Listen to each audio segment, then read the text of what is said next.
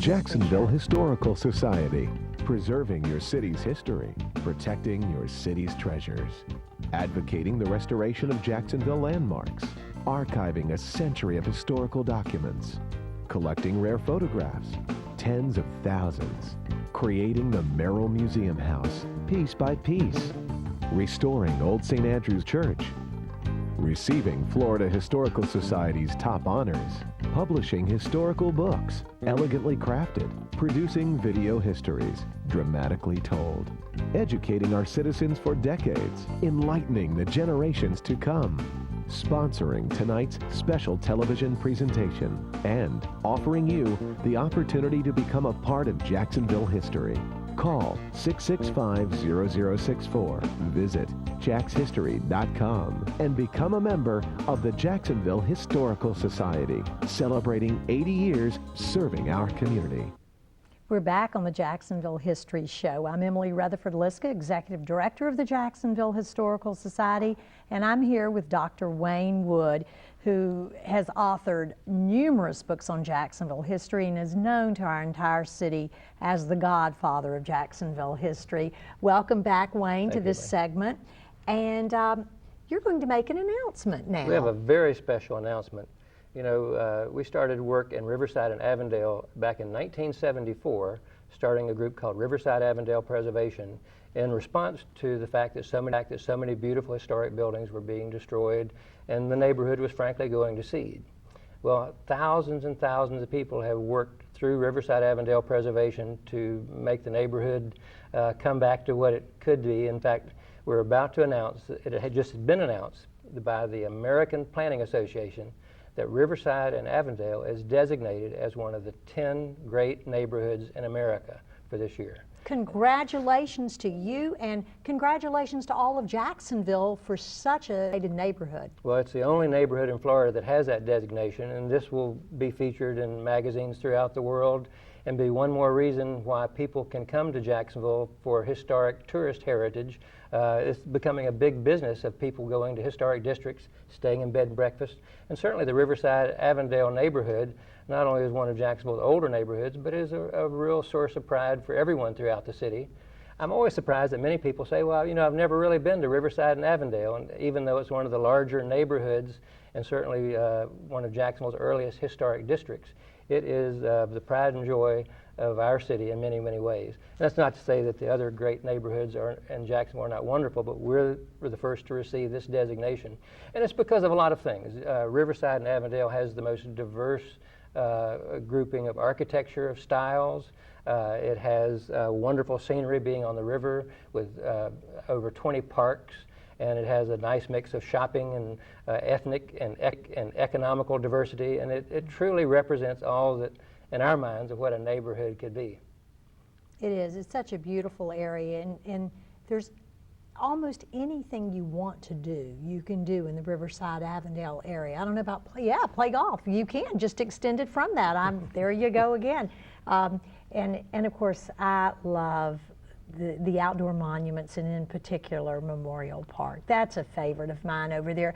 And Memorial Park is just right down the road from the weekly event that was your brainchild that has just set the city abuzz in the last year. We're going to get to that in just a minute. Okay. But first I want to tell you about another special event. Just one of the little minor things that makes Riverside such an amazing place is that every year we have a migration of birds that has to relate to Jacksonville architecture.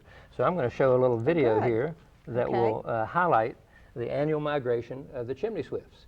And this wonderful old church is one of our landmark buildings designed by Marsh and Saxelby. Every year we have that come to this area on their migration from the northeastern United States to Peru. Here's a nice shot of the church. And this church has several distinctions. If you look at this wonderful Celtic cross on the church, that cross has been struck by lightning 3 times and totally collapsed into the street. It's been repaired now and wired for lightning. But the other feature of the building is this hexagonal chimney. This wonderful sculptural work attracts thousands and thousands of migrating chimney swifts every year. And here we're going to see a little bit of a video as the chimney swifts just this past week in early October have started returning to Jacksonville on their way south to Peru. And what they do is they fly around all day. These birds cannot perch like a mockingbird or a blue jay. they have little hooks on their feet, so they have to fly all day long, catching mosquitoes, building up their protein for a arduous flight over the ocean down to Peru. And so just about 15 minutes after sunset, these birds start circling this chimney, and sometimes incredible numbers, thousands some nights, and just all as if coordinated by some invisible maestro, they start to stream down the chimney. And sometimes there are quite large crowds attracted to watch them. It's become quite kind of a neighborhood tradition to watch these small little birds as they circle and form a vortex and then suddenly swoop down the chimney just 15 minutes after the sun goes down. And how they can possibly land and roost with such a, going down at such a speed is just a marvel to watch. And usually after all the birds are down and finally the last one makes it down, there's a big thunderous roar of applause from all the people who've been watching this miracle of nature that's just one of the many little spectacles that go on in the Riverside Avondale neighborhood. And give us that street crossing. The Riverside Avenue Christian Church is on the corner of Riverside and Cherry Street, and this spectacle of Mother Nature will be going on probably until about the third week of October, and then suddenly one night they are all gone. There's not a single one left. So if you want to see the display, come out and take a look at it. How exciting. And there, thank you, Wayne, for that. I mean, what a unique Jacksonville event, watching the chimney swifts.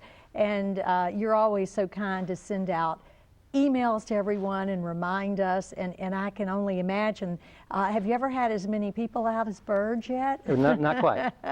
So, and you're going to talk just a little bit about RAM now, Riverside Let's talk about the Riverside Arts Market and have a little video of this.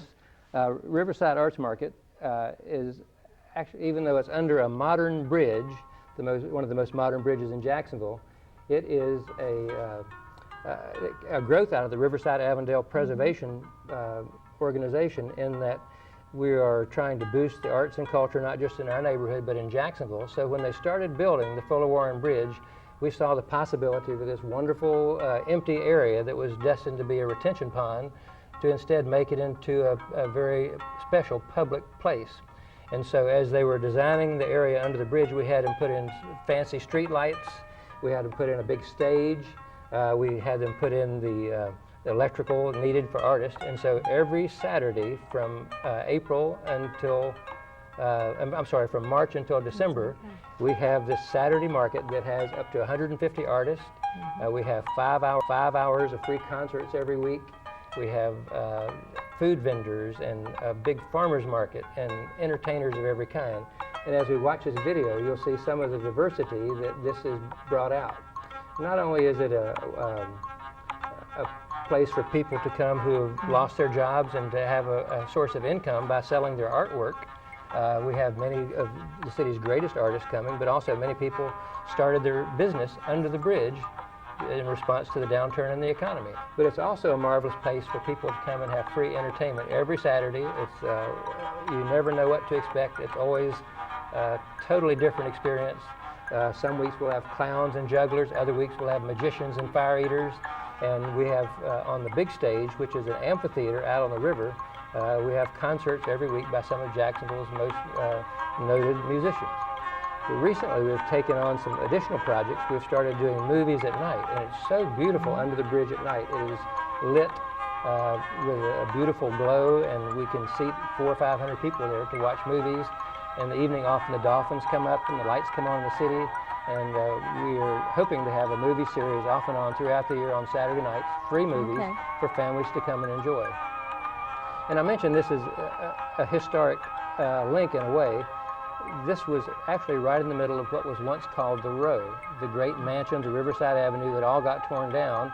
And one of the greatest mansions was Mayor Bowden's house, which stood right where this site is, and across the street was the biggest mansion in Jacksonville at the time. It was Colonel Garner's house, and that was later Jacksonville University for a while, and then they tore it down to build the first Fuller Warren Bridge. So there's a lot of activity going on in the bridge. It's beautiful artwork. It's a very dog and pet friendly place. It's kid friendly. We have wonderful events for children and for grown-ups of all ages. And in the middle of October, we've had our first two-night evening event, Oktoberfest, which is the 15th and 16th of October, which was a nice way to celebrate being on the river and being out of doors at night. The nice thing about the market, of course, is it's weather protected. By having this vast canopy of a bridge, almost the size of a football field and a half, we can have it in any kind of weather, rain or shine, and the artists and the performers don't get wet. Here you're looking at the National Breakdance Championship we had there last year. We'll soon be having an exhibit of eco-friendly cars. We'll have a parade of antique Model T Fords. We had one day where we gave away free ice cream to the entire city. And we also have a wonderful display of historic photographs there at the Riverside Avondale Preservation. It's a little mini museum right there in the middle of the Arts Market. So we urge your viewers, if you've not seen this wonderful event in Jacksonville, to come out and join us every Saturday from 10 to 4. And as I say, every time you come to the Riverside Arts Market, you're supporting preservation, because the proceeds from the market support Riverside Avondale Preservation. But the main reason to come is it's just a lot of fun. It's a great way to spend your Saturday, and where else on earth could you see somebody do this? The Riverside Arts Market. Riverside Avenue at the Fullerworm Bridge. Thousands of free parking places and lots of fun every Saturday, rain or shine. And I know new at RAM is an art gallery. This will taking over for individual artists. We've just opened the Riverside Arts Market Art Gallery, and we featured over 100 artists. On the very first day it opened, 25% of the paintings sold. So this is an effort to get fine artists to come and exhibit at the arts market in a way to sell their work. And again, in a down economy, we're trying to generate income for people to come and enjoy the river and enjoy the arts market as well. Well, I certainly want to thank you for being here, Dr. Wood. You've brought us so much in under 30 minutes. So anyone who felt like they didn't know anything at all about our city's history, now they do if they've watched this show. But if they want to know more, they can go to the Riverside Avondale Preservation website, or they can go to the Jacksonville Historical Society website, www.jackshistory.com. There's the wonderful book, Jacksonville's Architectural Heritage. You authored that. I have a book in my lap that's one of my favorites that you authored. This is the Jacksonville Family Album, a fabulous, fabulous masterwork, a pictorial history of the city. Just a brilliant work by you. Well, thank you very much. And I've got several more books in the works, and I hope your viewers will stay tuned for those, because I have 5 books I'm working on right now that will be out in the next 2 years. I know that you always do, and I will, of course, I want to remind the people who are viewing the show now that we have the wonderful gingerbread extravaganza coming up at the Jacksonville Historical Society, and that's a fun event. Maybe not quite as big as RAM, but it's a fun event. And I want to thank everybody for watching today. This is the show that celebrates Jacksonville history, and no one better to celebrate that with than you, Dr. Wood. Well, thank you. It's always a pleasure to be here, and congratulations on the great work that you do. Well, thank you so much. We love doing it. And I just want to end by saying you can find out more about Jacksonville history at www.jackshistory.com, or just pick up the phone and call the Jacksonville Historical Society, 665-0064. And for now, Wayne, we're history. Thanks everybody for listening.